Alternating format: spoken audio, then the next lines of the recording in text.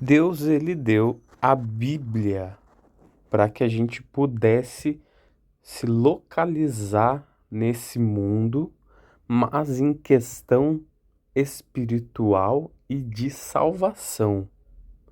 Deus, ele inspirou homens para escreverem a Bíblia, preocupado com a nossa salvação e de como a gente encontra o GPS para sermos salvos, né? E esse GPS aponta para Jesus.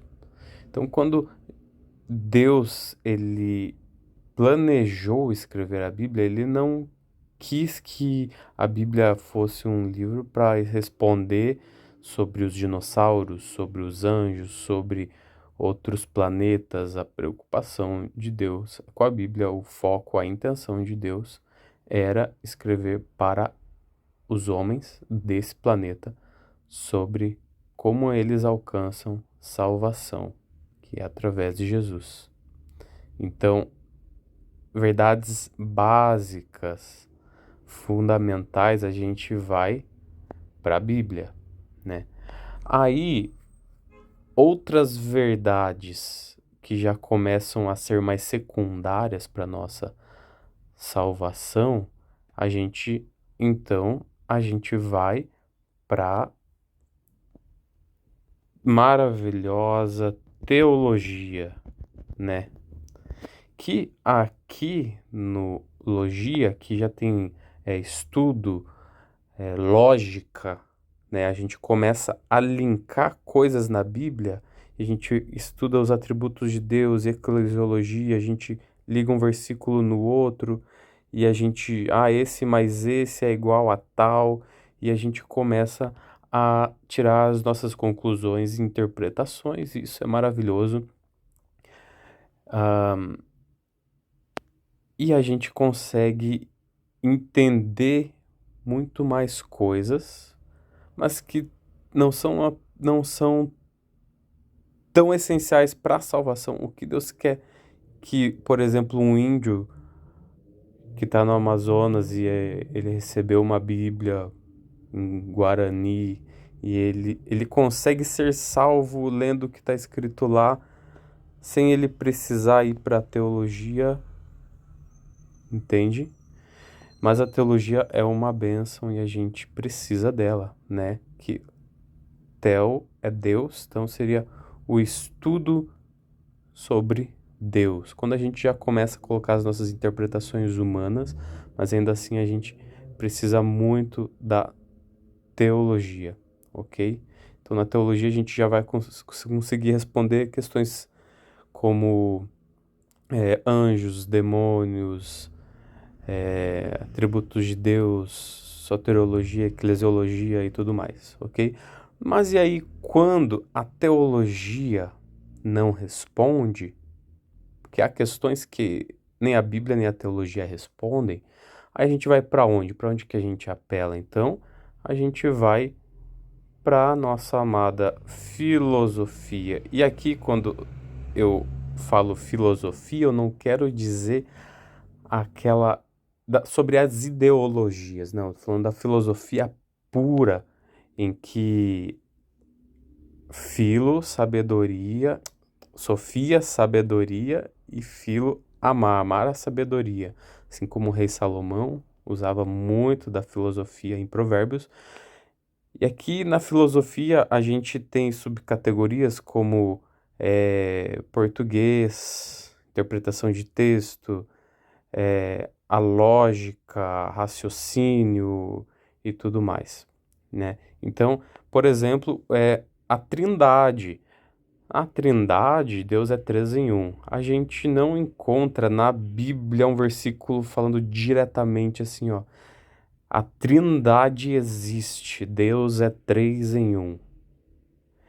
E na teologia, o que que a teologia vai fazer? A teologia ela vai linkar versículos. Lá, Gênesis 1:26, façamos, ó, tá falando no plural. Ó, Jesus falou, eu e o Pai somos um. Vou enviar o Consolador, não sei o quê.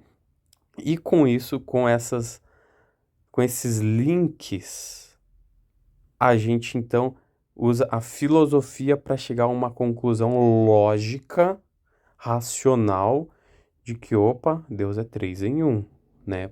Um outro exemplo claro é que a Bíblia também não deixa claro, não existe um versículo falando assim, Deus é atemporal ou Deus é temporal.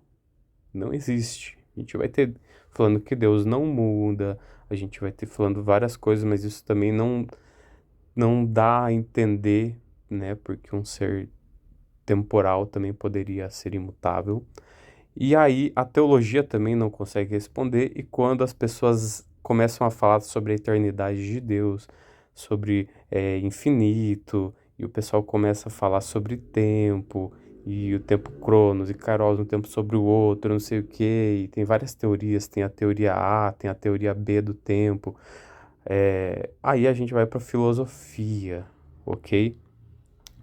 E aqui eu não tô falando de ideologia, eu tô falando simplesmente da filosofia pura, da gente raciocinar e interpretar e dar argumentos lógicos. E quando a filosofia não responde, para onde a gente vai, né? Porque tem coisas que a filosofia não responde, né? Aí a gente vai para o que eu chamo aqui de ciências históricas, né? Ó, esse S aqui, ok. A gente vai para ciências históricas, que aí a gente tem a paleontologia e várias outras coisas, a própria história mesmo, para a gente entender o contexto cultural da época, os povos que estavam ao redor, essa carta foi escrita em tal contexto, de tal pessoa para tal igreja, para tal povo. Aqui a língua era o grego koiné, que era. E aí a gente vai ter uma série de ciências aqui, né? Mas aí quando a história não responde, aí a gente então, só aí a gente vai para as outras ciências, ok? Tô colocando aqui numa ordem meio pra gente de importância, assim, né? Então, por exemplo, a Terra é plana ou esférica?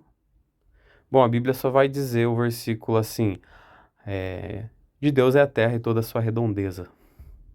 Mas redondeza pode ser também uma moeda, né? Os terraplanistas vão dizer isso, né? Então não dá para você chegar a uma conclusão com isso, e aí a gente vai precisar ir para astronomia, e alguém foi bem longe lá para conseguir ver a Terra e ver que ela é esférica, ok? E outras coisas de ciência também, né? É, de odontologia, de outras áreas médicas, de microbiologia e genética e tudo mais. A Bíblia, Deus não se preocupou em responder essas coisas, né? Por exemplo, os dinossauros. Os dinossauros a gente vai encontrar aqui muitas respostas, nem todas, mas muitas respostas, né? Na paleontologia também, ok? E aí, quando a ciência não for suficiente para responder algo, por exemplo, o que é esquerda e direita, né? É, claro, a gente tem a geografia, a ciência política e tudo mais, né? Mas aí a gente já começa a descer o nível, né? Quando a gente começa a apelar para isso, aí a gente já vai para as ideologias. Então aqui a gente consegue conversar sobre política, o que é esquerda, o que é direita. Essas respostas para essas perguntas a gente vai achar na ideologia, que seria o estudo das ideias, ok? Porque aí já tem muita coisa da mente humana. Percebe que quanto mais para baixo a gente vai, mais humano vai ficando o negócio, certo? Mais a gente vai colocando as nossas opiniões e experiência, né? Ciência a gente fala de experimento, né? Então quanto mais para baixo a gente vem aqui, mais no experimento a gente vai ficando, e quanto mais para cima aqui, né? Mais na opinião de Deus, assim, digamos, a gente vai ficando, né? O ideal é que a gente achasse tudo aqui, né? Mas a gente tem que ir se rebaixando assim conforme, né? A gente vai... E aí a gente vai ter, então, deixa eu pôr essa daqui, a, as experiências próprias, certo? A nossa vivência. Opa, peraí. A gente vai ter as nossas experiências, não coube tudo. Então, muita coisa a Bíblia não diz, né? Como é o sentir, o tato, o sentir do vento, a teologia não, e a filosofia vai tentar te explicar, tudo isso vai falar, mas só a experiência para você saber como que é você sentir o vento na tua cara, como que é o, o afeto de uma mãe, de um filho, só na experiência, sentindo o amor, você vai ter essas informações mais completas, né? E até mesmo coisas sobre Deus, a gente vai ter apenas na experiência, né? Você é salvo? Você tem certeza da sua salvação, né? E você tem aquela convicção do dia em que Deus te salvou, você sabe, é um negócio que foi uma experiência, sim, pautada na Bíblia, né? Às vezes a gente não sente, não tô falando de sentimento, mas a gente tem uma experiência, um saber no espírito, né? É, experiências com Deus, com o Espírito Santo, experiências que só só a gente sabe, tem coisas que a gente até escolheu acreditar. A teologia falou pra gente algo, a filosofia também e tudo, mas a gente teve a experiência, a gente vivenciou aquilo e é muito difícil de você arrancar de você, né? Então tem coisas que a gente escolhe acreditar porque a gente teve a experiência, né? E aí a gente tem, ah, dentro da experiência aqui, a gente vai ter a experiência de outros, né? E essa experiência de outros também vale, né? Um amigo seu falou tal coisa, pode ser algo bom ou ruim, né? Um amigo seu, ou a família, uma tradição de família, acreditar numa visagem, porque outros acreditam e tem tradições e tal, e a gente tem essas experiências de outros e a gente se pauta nelas, às vezes, né? E às vezes é um testemunho de um cara que você confia muito e isso pode ser bom, certo? Então, por exemplo, calvinismo e arminianismo. Cara, são teologias, teologia calvinista, teologia arminiana, que elas propõem, é, elas propõem estudos, interpretações sobre a Bíblia. Eles dão respostas sobre a salvação do homem, mas não o básico dela, mas assim as coisas já mais profundas sobre a salvação, né? Tem como perder a salvação?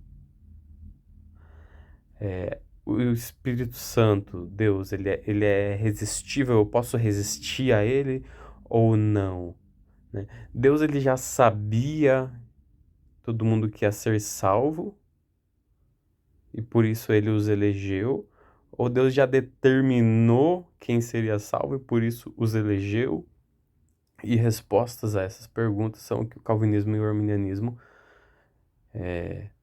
tentam tentam explicar, né? Eu já vi pessoas falando assim: "Ah, eu sou calvinista porque eu acredito, eu prefiro ficar com a Bíblia". Mas isso daí é uma arrogância da pessoa falar isso, né? O próprio Augusto Nicodemos não consegue falar isso. Ele fala que nessas questões eles dão pau a pau, dá um empate ali em muitas coisas sobre soberania de Deus e responsabilidade humana. Então, eu acho que como dá um empate, eu creio que dá um empate, né? A gente colocar os versículos dos calvinistas, os versículos dos arminianos, eu acho que a teologia deles vão empatar e a gente não sabe as respostas. Por isso, aí a gente tem o molinismo. O molinismo, ele tá mais pro lado da filosofia. O molinismo é uma terceira opção, uma terceira via dessa treta, essa briga entre calvinistas e arminianos, e ela diz assim, ó, a Bíblia não diz, não há versículos claros sobre esses assuntos. Parecem que até aparentemente contraditórios. A teologia não responde, a gente já tentou e não deu certo, não responde. Então vamos se rebaixar, vamos rebaixar o nível, vamos ir para a filosofia, né? E na filosofia a gente consegue ligar argumentos lógicos sobre determinismo, passado, futuro, e a gente consegue responder essas coisas. E eu acho que para coisas tão complexas como onisciência de Deus, tempo, futuro e salvação, né? Eu acho que indo para essa área que a gente consegue responder outras coisas que a teologia e a Bíblia não estão tão claras, né? Mas fica aí, né? Essas são as 7 áreas aí do saber, e que a Bíblia é a principal e é a coroa, né, do saber.